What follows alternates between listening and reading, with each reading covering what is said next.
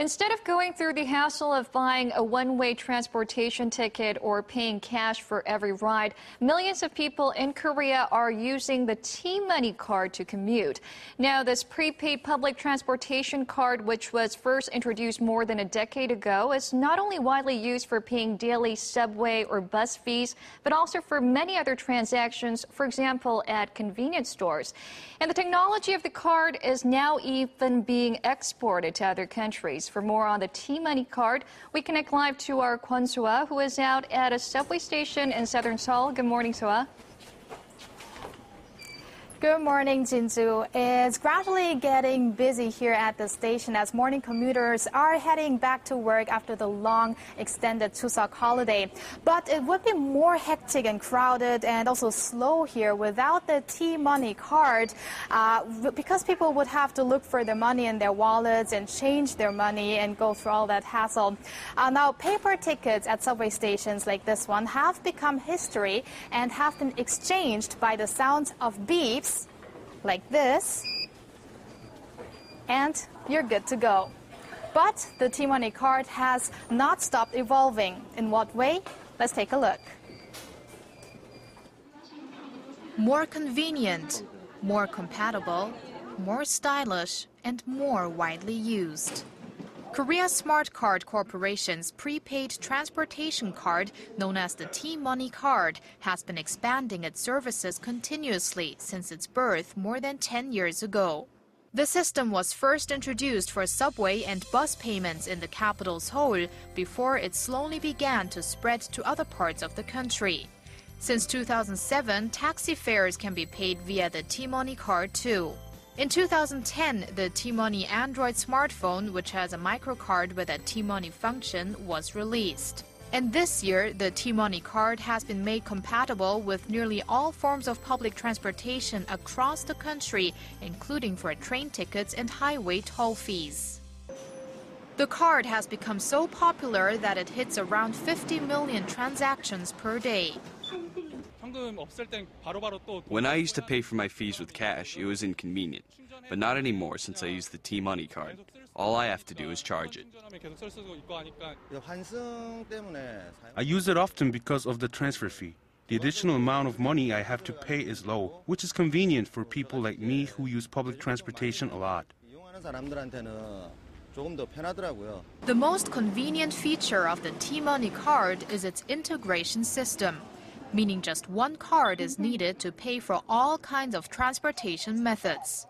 Also, thanks to the distance-based fare system, transferring up to 5 times via different means of public transportation and different routes has become much cheaper than in the past. But the card's use is not only limited to transportation.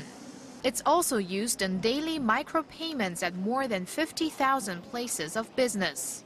It's especially popular at convenience stores, where the cards can also be recharged with money, as well as public parking lots, online shopping malls, and more. The CEO of Korea Smart Card Corporation, Choi Dae-sung, says research and development in the field will be broadened to meet the needs of as many users as possible. For example, developing student identification cards and vouchers with the T-money technology. What may now be a service taken for granted in Korea is highly recognized in other countries that are scrambling to adopt the T-money system. Korea Smart Card opened its first service abroad in Wellington, New Zealand in 2008. When cards are held against the T-money card reader there, the settlement data is sent to Korea, and those results are transferred back to New Zealand. That's remote management service through cutting-edge technology. And the so-called cashless bus ticketing system was introduced in Malaysia in 2010. Southeast Asian countries have many concerns about their chaotic traffic conditions, and that's why they request consultations with our company, and we then participate in detailed mapping out of their systems. Korea Smart Card also exclusively revealed that it has established T-money America in New York, adding that another major location is in talks to expand on the Smart Card service.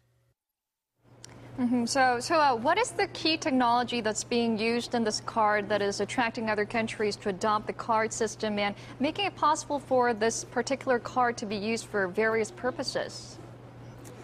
Well, Korea Smart Card's NFC technology, or near-field communications technology, which is a short-range wireless communications technology getting a lot of attention these days, has been acknowledged as the company won the best award for a global NFC competition in 2012.